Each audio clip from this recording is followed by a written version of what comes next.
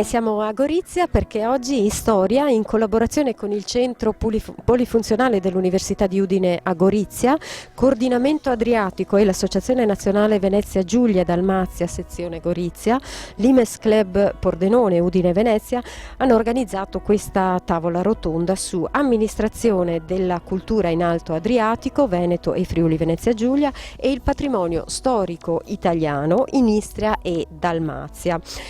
La tavola rotonda prevede alcuni profili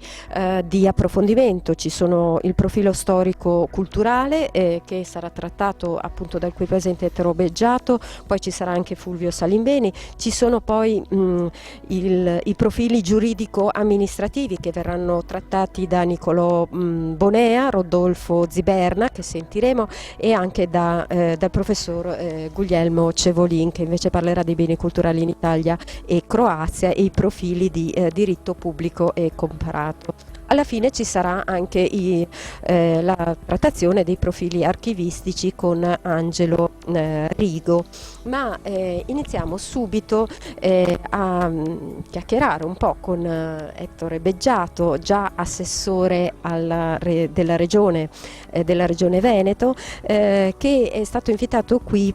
per un intervento sulla legge regionale del Veneto numero 15 del 1994, è la legge Beggiato, e quindi giustamente abbiamo chiesto a lui.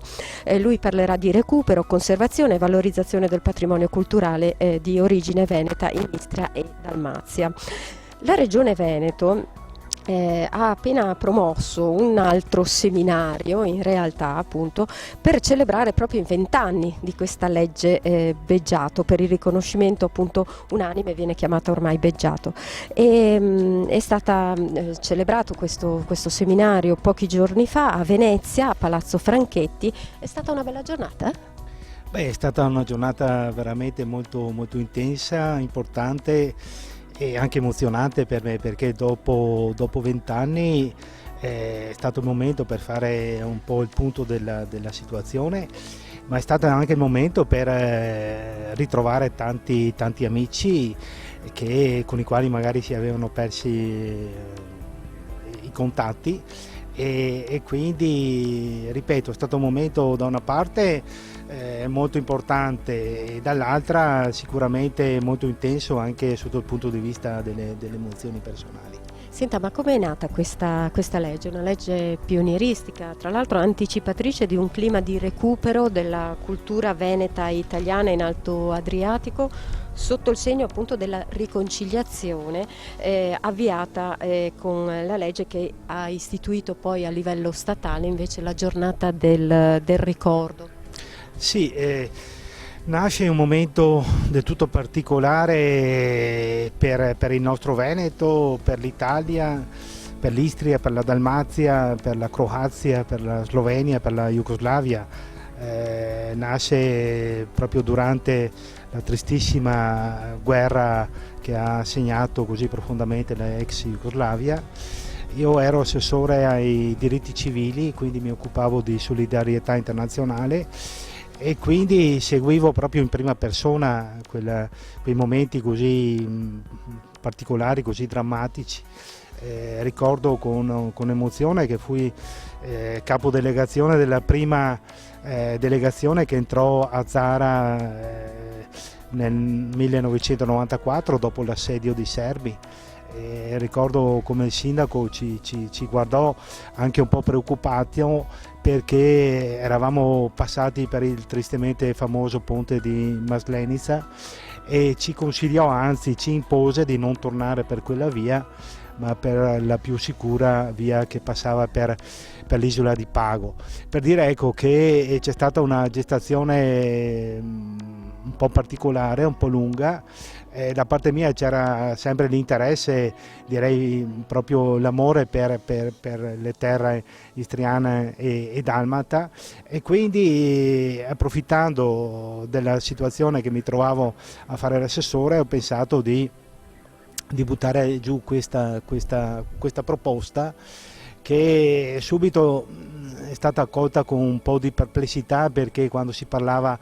di rapporti con l'Istria e con la Dalmazia c'era sempre un po' il pericolo di toccare un tasto all'epoca, parliamo di 20 anni fa, un po'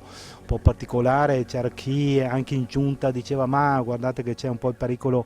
di sollevare questioni revanchiste e nazionaliste. Io ho fatto presente fin da subito che proprio per la dimensione regionale, per forza di cose, questa doveva ad essere una legge prettamente culturale, come è stata fatta, come è stato pensata e attuata fin da subito. E abbiamo dovuto passare per il visto del Ministero degli Affari Esteri, quindi anche là passaggi non facili. E poi però una volta passati questi momenti, sia in Consiglio regionale sia i rapporti con le amministrazioni sia in Istria che in Dalmazia sono sempre state improntate alla massima correttezza e alla massima partecipazione, al massimo coinvolgimento. Ecco, non è stata, questa forse è stata una delle fortune della legge, non è mai stata una legge calata dall'alto, ma piuttosto una legge che è stata vissuta con un coinvolgimento complessivo sia da una parte che dall'altra del mare Adriatico. Senta, e quindi da un punto di vista amministrativo quali sono i punti vincenti di questa legge? Ma forse il punto vincente è stato proprio aver istituito il comitato all'interno del quale c'erano espressioni degli esuli, c'era espressione degli amministratori locali, delle università, degli studiosi e qui rappresentava il vero motore della legge, cioè io come assessore non è che abbia svolto il ruolo di padre padrone, ho svolto un ruolo più di coordinatore cercando appunto di recepire le istanze del territorio e cercando anche da buon padre della legge di coinvolgere un po' tutti i territori interessati, ecco, perché anche questo non è stato facile, perché l'Istria, voi me lo insegnate, c'è una costa istriana che ha la propria specificità, c'è l'Istria interna che ne ha un'altra, ci sono le isole che ne hanno un'altra ancora, c'è la Dalmazia che ne ha una per conto proprio. Ultimamente per fortuna c'è stato un forte coinvolgimento anche del Montenegro con Cattaro, con Perasto eccetera, e quindi vedete che ci sono vari interessi e anche vari modi di percepire questa legge, e il comitato è stato proprio il momento di decantazione, diciamo, di tutto questo. Senta, e quindi cosa è stato realizzato con i finanziamenti e progetti della legge Beggiato? In 20 anni ci sono stati oltre 600 progetti portati a fine con un impegno complessivo di 7 milioni e 600 mila milioni di euro, quindi una cifre importanti, ma soprattutto fin da subito è stato importante far capire che la Regione metteva dei finanziamenti, stanziava delle cifre, però era necessario quello che si chiama effetto volano con tutti gli altri partner, quindi con le comunità, con le amministrazioni, con la stessa regione istriana, in modo che alle volte bastava mettere 20-30, parlo ancora in milioni di lire perché quando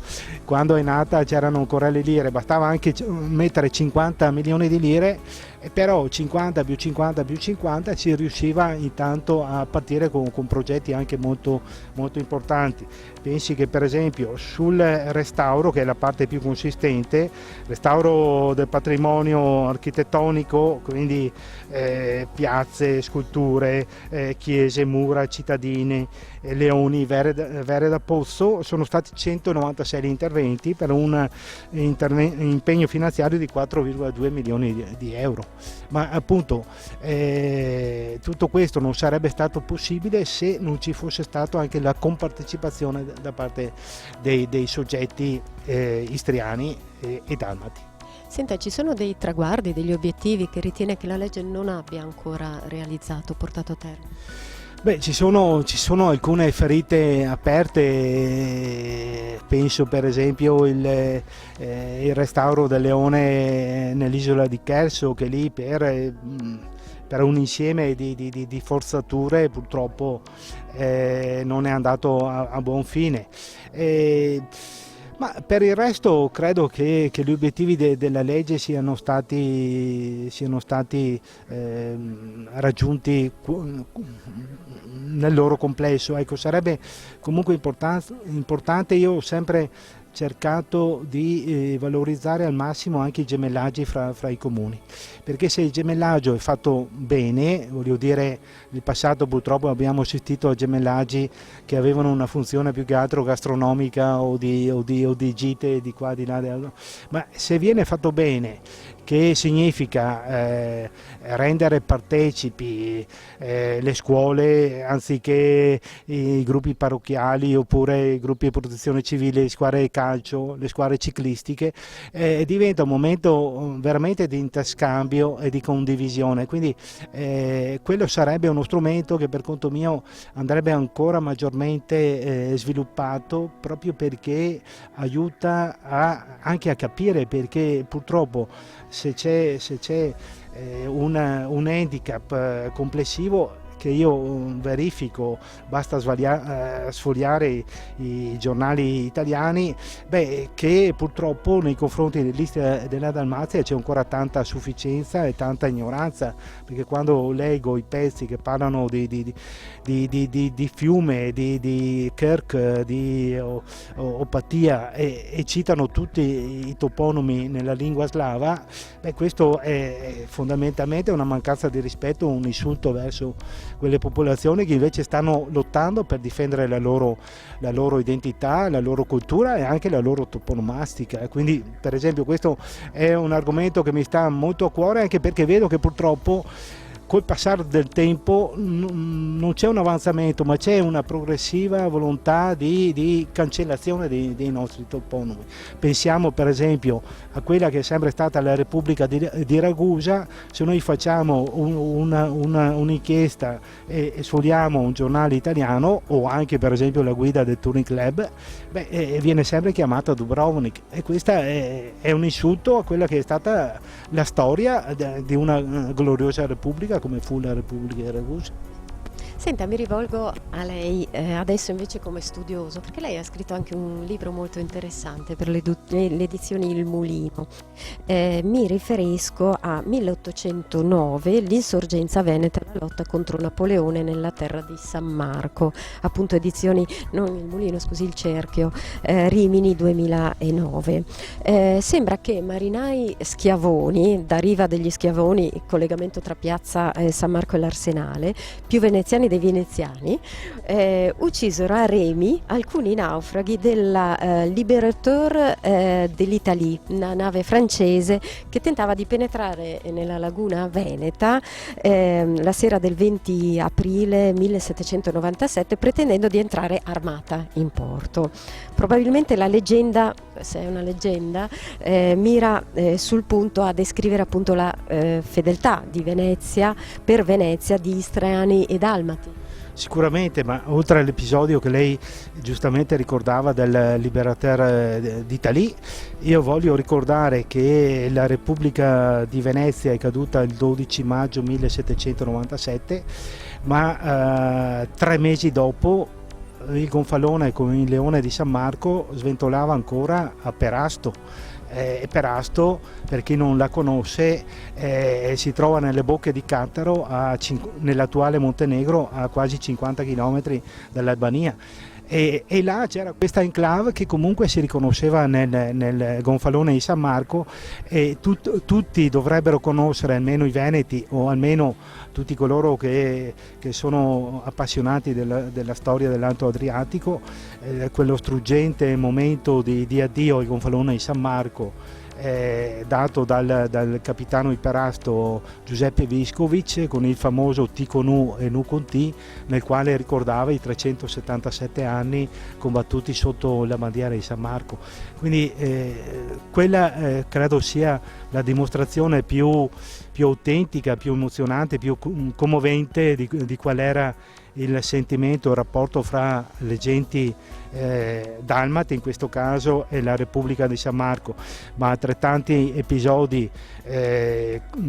arrivano anche dall'Istria, perché io ricordo nel 1848, quando fu proclamata la Repubblica di San Marco con Daniele Manin. Anche in Istria ci furono una serie di insurrezioni sempre nel nome di San Marco, quindi veramente c'è stata una simbiosi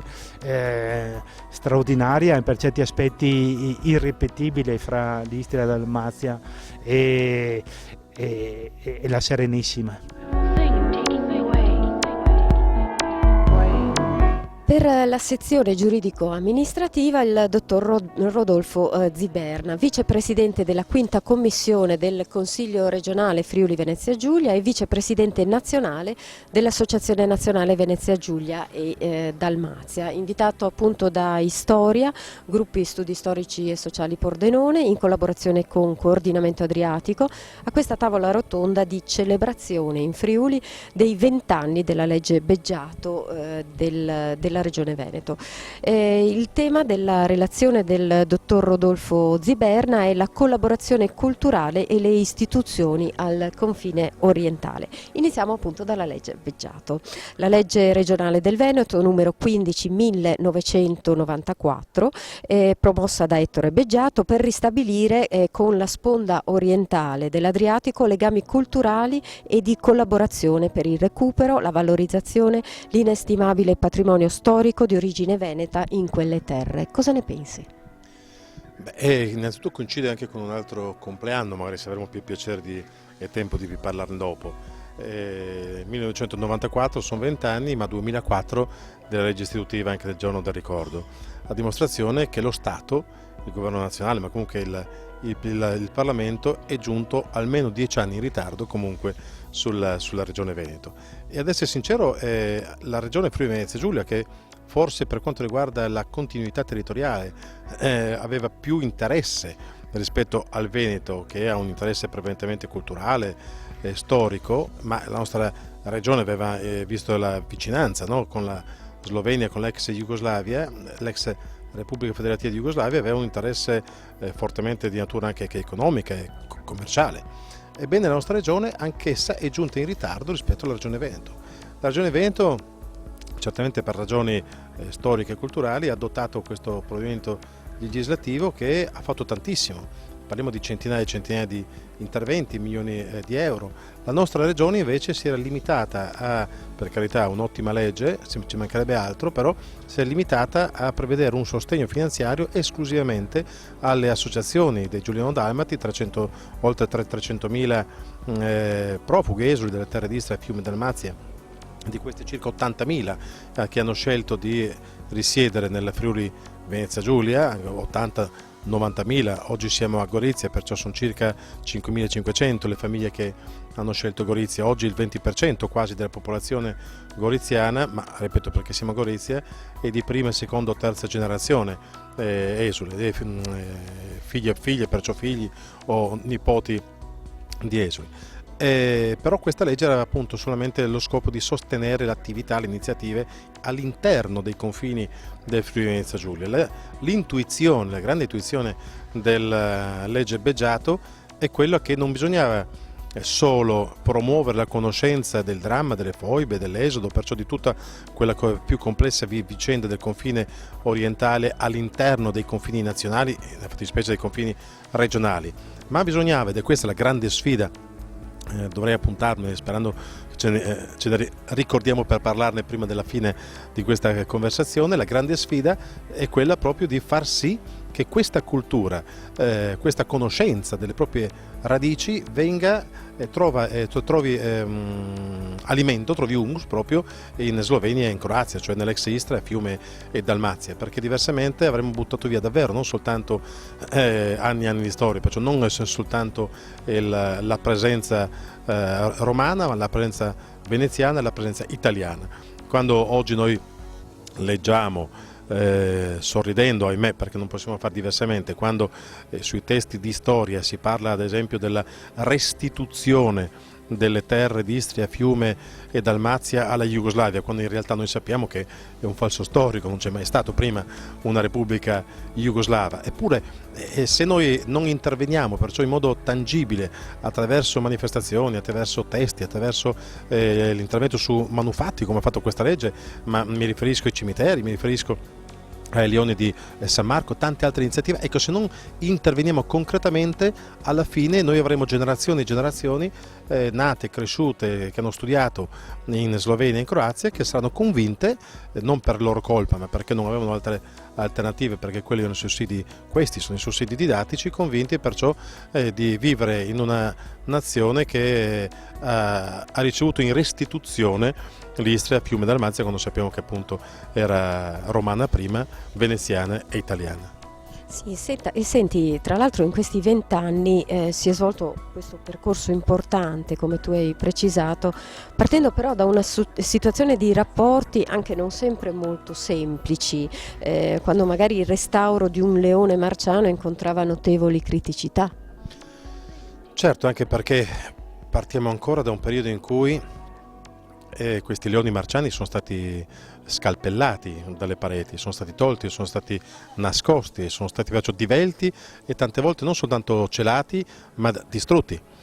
Parliamo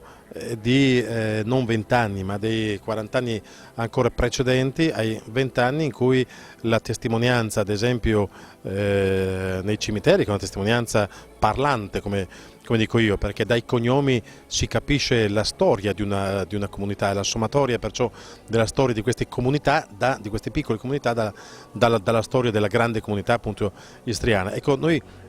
passiamo attraverso queste grosse difficoltà, queste grosse incomprensioni, nonostante il fatto che non vi fosse mai un attacco agli attuali governi, mai parliamo naturalmente degli ultimi 20 anni, quando perciò parliamo del 91, quando la Slovenia si è dichiarata indipendente, con l'Italia uno dei primi paesi a riconoscere il nuovo Stato di Slovenia, le relazioni che ci sono state. Io stesso sono andato in Croazia a capodelegazione di una delegazione italiana proprio per avviare dei rapporti, quando all'epoca ero giovane assessore comunale a Gorizia. Ecco, ciò nonostante il fatto, ripeto, che si andasse esclusivamente per ripristinare, riallacciare delle relazioni e mai si alzasse il dito, no, per imputare responsabilità a qualcuno. Parliamo ad esempio anche del dramma appunto delle foibe. Non c'è nessun dramma consumato alla fine del secondo conflitto mondiale oggi ai suoi protagonisti ancora vivi o tra virgolette punibili, perché nella quasi totalità sono persone che sono scomparse. Ecco, io mi chiedo allora perché, come ha fatto l'Italia, come ha fatto la Germania, perché non c'è un'assunzione di consapevolezza di ciò che la ex Jugoslavia, che ripeto oggi la Slovenia e la Croazia non sono dei discendenti, perché sono delle identità completamente nuove, sia per quanto riguarda il diritto, sia per quanto riguarda ovviamente i suoi governanti. Perché da parte di Slovenia e di Croazia non c'è questa grande apertura? E mi riferisco a che cosa? Ad esempio, ed è un problema più umano, sentimentale, emotivo, religioso per alcuni, perché non c'è questa collaborazione da parte di questi governi, o per sloveno e croato, per individuare quelle fonti dalle quali riuscire a comprendere ad esempio la fine fatta da migliaia e migliaia di infoibati. Allora, si chiede che cosa? Non chi ha sparato, non chi ha gettato una persona in una foiba, ma si chiedono gli atti dell'eventuale processo che queste persone hanno subito, che sappiamo che sono dei processi farsa, letteralmente processi farsa, o i luoghi dove queste persone oggi sono seppellite nel vero senso della parola, per poter gettare un fiore su queste. Ecco, ripeto, non ci sono perciò assunzioni di responsabilità politica da parte di questi governi. E vediamo che però nonostante tutto ci sono ancora queste grandi difficoltà. Ripeto, però da 20 anni a questa parte di strada ne abbiamo fatta tanta. Magari ne parleremo anche dopo delle iniziative che sono state adottate, anche quelle più recenti, sia tra governi regionali e nazionali e tra governi attualmente delle città, mi riferisco a Gorizia ad esempio e Nova Gorizia. Senti, ti cito alcuni avvenimenti dei tempi recenti, no? L'Euroregione Adriatica istituita nel 2006, l'adesione della Slovenia prima e della Croazia poi all'Unione Europea. Oggi l'adozione della strategia europea per la regione Adriatico-Ionica, lo sviluppo dei vari programmi europei nell'area, tra cui il programma Interreg Italia-Croazia, di cui la regione Veneto proprio proprio in questi giorni deve discutere a Bruxelles l'eventuale ruolo di autorità di gestione. E stiamo anche attendendo che in questa Euroregio, da cui poi è discesa, affiliato il GECT, di cui fanno parte già la Friuli Venezia Giulia, naturalmente il Veneto, non la Slovenia, ma stiamo attendendo che faccia parte adesso la regione Istria, che se non ha aderito in queste ultime settimane comunque lo sta per fare. È una grande importanza perché non è soltanto un luogo di coordinamento generico politico, ma è un luogo, come ha scritto il professor Cevolin, bellissimo, su una quarantina di pagine, un suo trattato che ho letto o lo scorso anno, comunque o forse 2 anni fa, forse lo scorso anno, è riuscito in queste quarantine di pagine, che suggerisco peraltro se qualche studente, se qualche giovane o qualcuno che vuole avvicinarsi al GECT vede queste immagini, ti suggerisco proprio di approcciarsi al GECT attraverso queste pagine, perché in modo molto semplice è riuscito a far capire qual è la grande potenzialità che ha questo strumento, uno strumento operativo, cioè si esce finalmente da quegli ambiti che tutti dicono il bla bla bla della politica, dove ci si vede, ci si rivede, ci si rivede ancora, per passare a una fase squisitamente operativa, tant'è vero, ma magari ne parleremo dopo, spuntiamo tra le cose se avremo tempo di parlarne questo pomeriggio. Ad esempio il GECT di Gorizia è stato finanziato con 2 su 3 filoni per i quali avevamo chiesto un finanziamento, ha ottenuto già 10 milioni di euro, 5 milioni per quanto riguarda la parte naturalistica, ambientale, mi riferisco perciò al fiume Isonzo che lega anche fisicamente, non soltanto simbolicamente, la Slovenia, perciò Nova Gorica, Vertojba e Gorizia, e altri 5 milioni per quanto riguarda la parte sanitaria. Mancano altrettanti 5 milioni invece per la mobilità e per il trasporto. No, nel senso che ci sarebbe tanto da parlare, mi riferisco ai progetti che legano l'aldilà e l'aldilà dell'Adriatico, perciò non soltanto il programma di Italia-Croazia che c'è, ma in questi che coinvolgono perciò diverse regioni, tutte le regioni italiane, la Slovenia, la Croazia, fino alla Grecia, tutto, lo scopo era appunto quello. In un primo momento, come rammenterai, le iniziative 20-30 anni fa, 40 anni fa delle associazioni internazionali erano quelle di cercare di non omologare, ma di avvicinare il più possibile le rispettive legislazioni per fare in modo di poter parlare in tutti i settori, dal carbone all'acciaio. Abbiamo fatto comunque passi in avanti, forse, però fare in modo che si possa parlare lo stesso linguaggio. Oggi abbiamo già superato questo, nel senso che il linguaggio ormai è comune. Per aderire, la Croazia per aderire ha dovuto parlare lo stesso linguaggio, però manca il passaggio successivo. Bene, si parla la stessa lingua per fare che cosa? Per dialogare, altrimenti è certamente un fatto positivo conoscere una lingua in più, e allora perché non cerchiamo di approfittare di questo linguaggio per far sì che le associazioni di categoria, mi riferisco non soltanto gli stati e gli imprenditori, ma a 360 gradi anche il livello inferiore rispetto a queste le grandi joint venture industriali, avvino un processo di collaborazione. Manca ancora questo. Noi vediamo sempre come grandi opportunità per insediamenti produttivi, ma non esiste soltanto la grande industria, esiste una fetta, un settore al di sotto della grande industria che è vivacissimo e che potrebbe essere, questo sì, una delle formule, una delle strade per consentire anche al nord-est, a tutto il paese, ma al nord-est perché è più vicino, storicamente ha più relazioni con la Slovenia e con la Croazia, di creare appunto queste relazioni per far sì che insieme si riesca a fare un sistema, si riesca a fare massa per accelerare questo processo di uscita dalla crisi.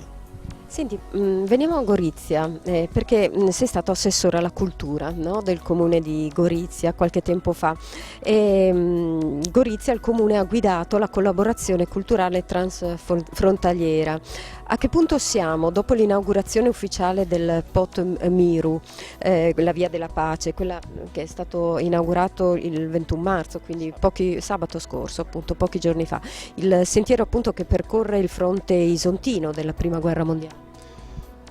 I passi sono stati fatti tanti, ripeto, da una parte c'è il simbolismo, perciò sabato c'è stata una grande cerimonia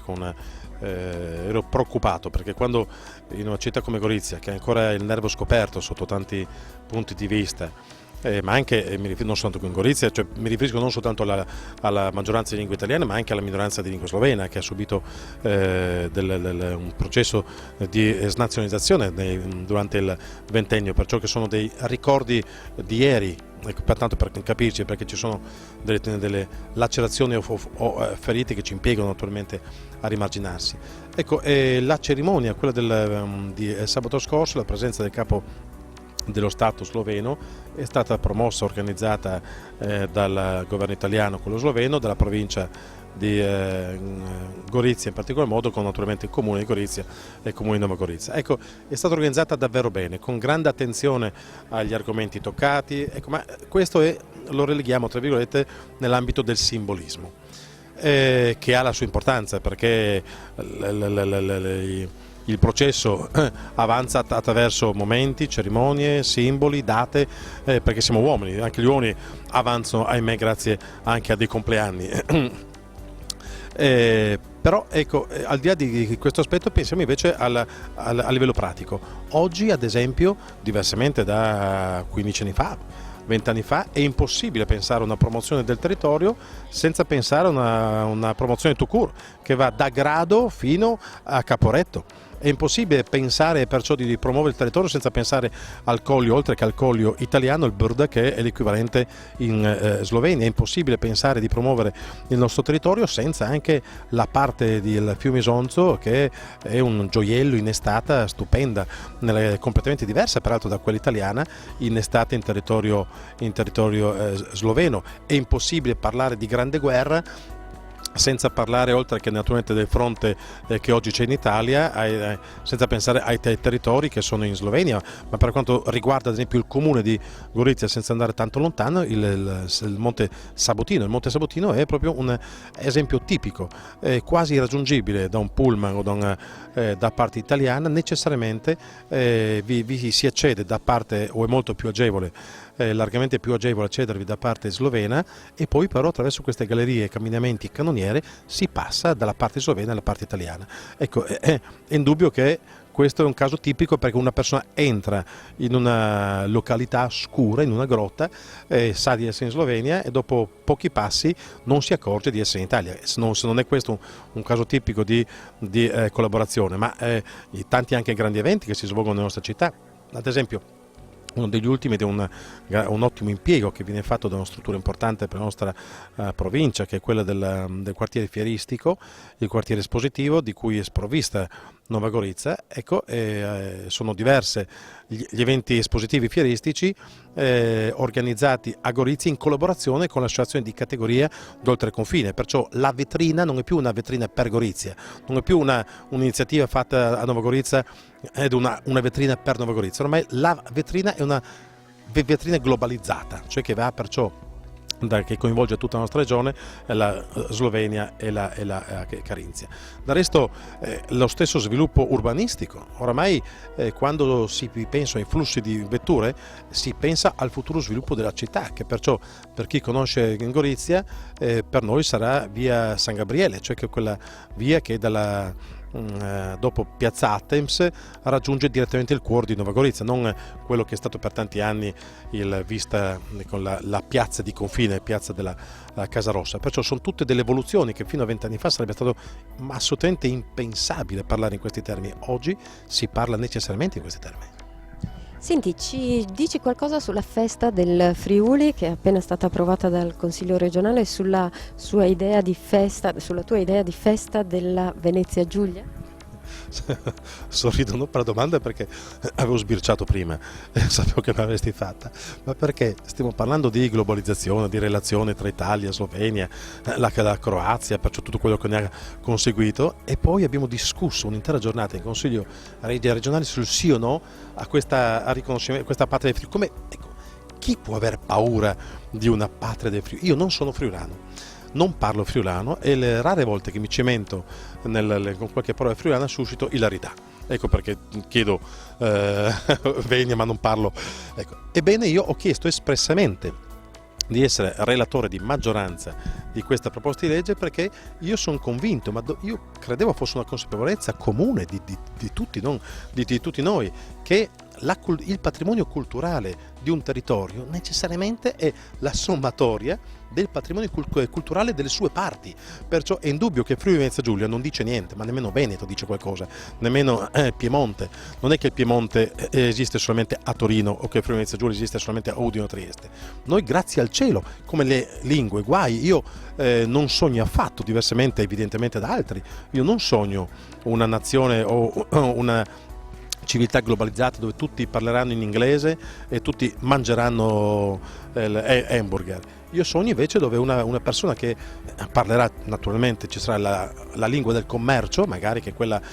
o quella che ci consentirà di girare il mondo, però io conto sul fatto che la lingua, ma la propria cultura, ci sia sempre la curiosità di conoscere chi era tuo padre, chi era tuo nonno, chi era tuo bisnonno, perché è vero, se non hai una identità non sai chi sei, che cosa fai, è come svegliarsi all'improvviso. Perciò ecco perché, e non era una provocazione, proprio perché io ho presentato sono stato correlatore di questa proposta di legge ed è per questo che io ho finito, si tratta soltanto di limarla, una proposta di legge istitutiva del giorno della Venezia Giulia, che costerà pochissimo, una manciata di euro, non è quella, avrà lo scopo semplicemente di fermarsi un attimo, un giorno, nell'arco dell'anno per approfondire la conoscenza appunto del territorio, quello che fate come storia, quello che fa il professor Cevolin, quello che fanno coloro che approfondiscono. Ecco, ad esempio, la tavola rotonda di oggi è questo, cioè approfondire la propria conoscenza, ed è proprio grazie a quello che noi, la conoscenza che riusciamo ad acquisire, siamo in grado di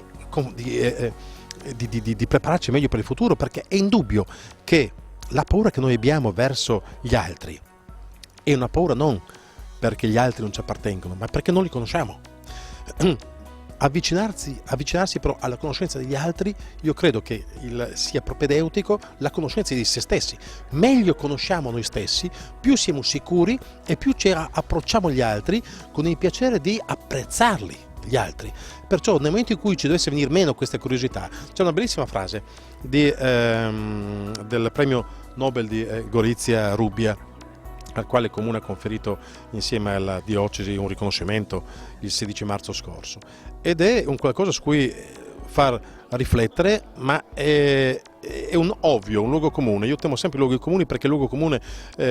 non presti attenzione, perché dai per scontato. Cioè noi non dobbiamo mai perdere la curiosità, quell'ingenua curiosità del bambino, cioè appunto il desiderio di guardarci intorno e di conoscere, mai dare per scontato. Nel momento in cui noi non avremo più questa curiosità di conoscere, non ci sarà un'evoluzione della società, non avremo più scoperte in qualunque campo. E non esiste soltanto la tecnica, la scienza, l'astronomia, la chimica, la biologia, esiste anche l'identità, il cosa noi siamo. E per questo questa festa dei Friuli che hanno enfatizzato in realtà è un momento per consentire al territorio, non è un obbligo, chi lo vuole, un'opportunità offerta per conoscere meglio la propria storia, e io credo che perciò alla fine, non essendo un obbligo, offriamo l'opportunità a qualcuno di uscire più ricco dopo una giornata di approfondimento. Senti, per concludere, come vedi i rapporti internazionali con i paesi in tutta l'area adriatico-ionica che hanno visto alla fine del 2014 l'adozione da parte del Consiglio europeo della strategia per la regione adriatico-ionica? Sono scelte, nel senso che questa regione è una delle 15-20 regioni che abbiamo in Europa, naturalmente. E noi peraltro facciamo parte di queste e di altre regioni, non dimentichiamo quelle del Mediterraneo, altre nord, ecco. Però questa è, per capirci, mentre prima il mare era qualcosa che ci divideva, oggi il mare è qualcosa che ci unisce. Una volta, qualche migliaio di anni fa, il mare Adriatico, salvo alcune pozze d'acqua, era forse un decimo dell'attuale, cioè si attraversava. Erano delle valli, poi naturalmente la morfologia è cambiata, ci mancherebbe. Ecco, dobbiamo fare in modo, dobbiamo pensare che nel momento in cui verranno meno, perché non sono venuti ancora meno Schengen, adesso per quanto riguarda la Croazia sta crollando, ma non parliamo solamente della Croazia e della Slovenia, ma parliamo di un'area naturalmente più ampia. Va da sé che noi dobbiamo fare in modo che questo, cioè ormai come quando una persona deve imparare una lingua, ciò che si suggerisce a queste persone è di pensare in quella lingua. Perché se io sono italiano e voglio parlare in inglese, devo pensare in inglese, diversamente mi esprimo male. Noi dobbiamo pensare globalizzato, perché se noi pensiamo alle relazioni come sommatoria di relazioni tra paesi, tra Italia, l'Austria, la Slovenia, la Croazia, l'Albania, la Grecia, non ne usciamo più. Noi dobbiamo fare in modo che ci sia un qualcuno, quello che io odio chiamarle, però ahimè è un termine ancora efficace, quelle cabine di regia, fare in modo che ci sia un unico luogo, un luogo in cui si faciliti, fare in modo perciò che quando c'è un qualcosa lo si faccia sempre pensando anche a quello. Se riusciremo a fare questo, e ci riusciremo un po' alla volta, però questo viene dalla pratica, soprattutto gli interessi nazionali sono ancora molto forti. Sono fiducioso sul fatto però che finora è sempre accaduto così, che alla fine gli interessi nazionali forti che remano contro si accorgeranno che è interesse loro non remare più contro. Quando comprenderanno che è interesse loro, questi interessi prevarranno.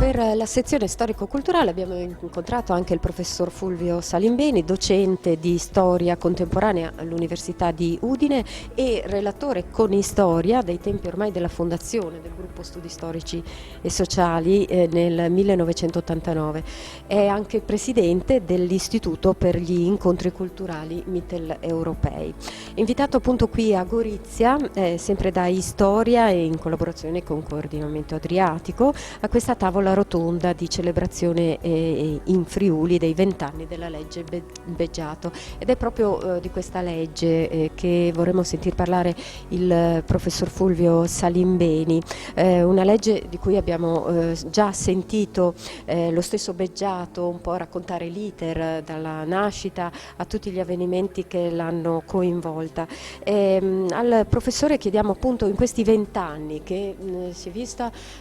sviluppare la legge in tutte le sue attività,